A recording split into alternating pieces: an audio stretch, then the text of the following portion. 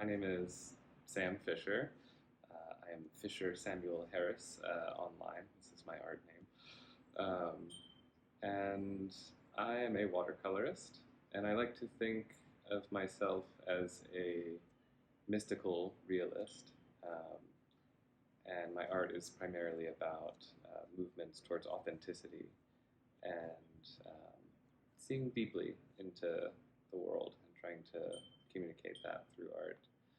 I did not go to art school. I didn't really start making art until after college, when I started going to figure drawing sessions.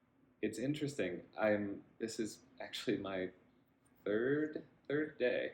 I quit my job. I've saved up enough money to buy myself a year of life doing this. For me, this is right. The more authentic you are.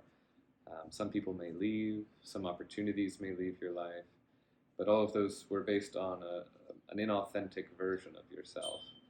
And what will happen eventually, I have faith in, is that people who love your authentic self will enter your life. Opportunities that are meant for your authentic self will enter your life.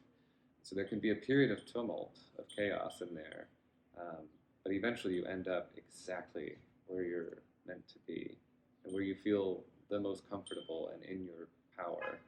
So this, I think, is a move into my own authenticity even more deeply.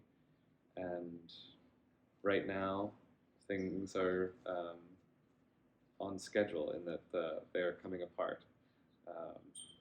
And I know that this is a moment of like a liminal space, a space in between things. I do have faith that, by the end of this time that I've bought for myself, that whatever the artist's life is, for me, will really have manifest and become solid.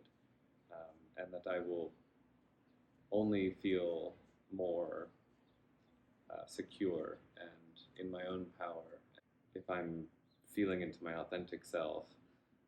I'm just not the masculine person that I was.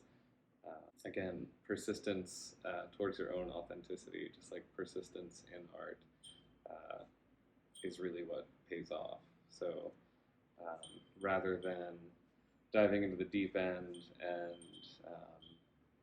I don't even know what that would look like in terms of jumping into my more feminine role, my more feminine energy. Instead, I just decided to kind of do like self-exposure therapy. So I would put on feminine clothing and maybe take a short walk around my neighborhood rather than like going to work or really going out into the world. And that was terrifying, in the same way that art can be terrifying.